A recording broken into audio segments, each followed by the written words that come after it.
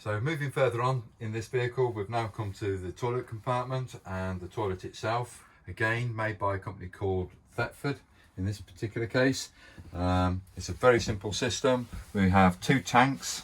The top tank is approximately 8 litres in capacity and is the flush water for the toilet when in use.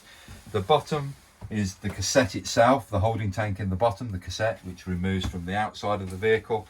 That holds about 15.7 litres approximately. Please don't quote me on these or measure me on these, but they're about that sort of size. They are available to have chemicals put into either of these two systems. The AquaChem rinse is an additive you put into the top tank, and the AquaChem blue is an additive you put into the holding tank below. That breaks down your ablutions. And the rinse is basically an additive that you use to keeps the bowl clean and obviously the flush water smelling nice. Your choice as to what you use. There are different brands, but they're mainly pink or blue. If your site you're going to is a septic tank, I recommend that you use the green chemical, the AquaChem Green. It's an environmentally friendly product. So just be aware of where you get booking and what the facilities are. If it's a septic tank facility, you need to be using the green chemical. Also on the toilet paper, I do recommend that you're using the dissolvable items that you can get again from camping shops like ourselves.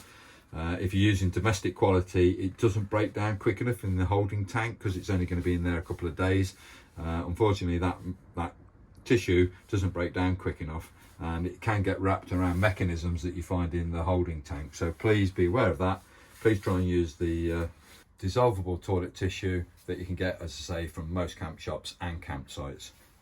That's what we're recommending. So we have put water into the holding tank, into the top tank, the flush tank. We're ready to use the toilet. It's only a case of hitting this little blue button here after it's been used. So you're going to put water around the bowl. As you can see, it's pink in colour. So that's what typically in use, what you're going to find when you come to flush it. You come to the lever, which is central to the toilet here, and you're moving it forward that way. No, you're not, you're moving it backwards in this particular case. And then the chemical drops into the holding tank. So as you can see, that's sealed, that's now open. Fluids drops down into the holding tank below. So that's how that works. And the only other item you need to be aware of is this little symbol on the top of the cassette. It tells you when the holding tank is close to being full. It will illuminate red. So when that does illuminate red, you're very close to the top of the tank on that cassette. It's a good time to go and empty it because it's something that you can manage. If you fill it any further, you could overfill it. A bit awkward then, because then you've obviously going to have some fluid that's going to drop onto the cassette floor or something like that when you remove the cassette itself. So empty it when the blue light comes on. Thank you.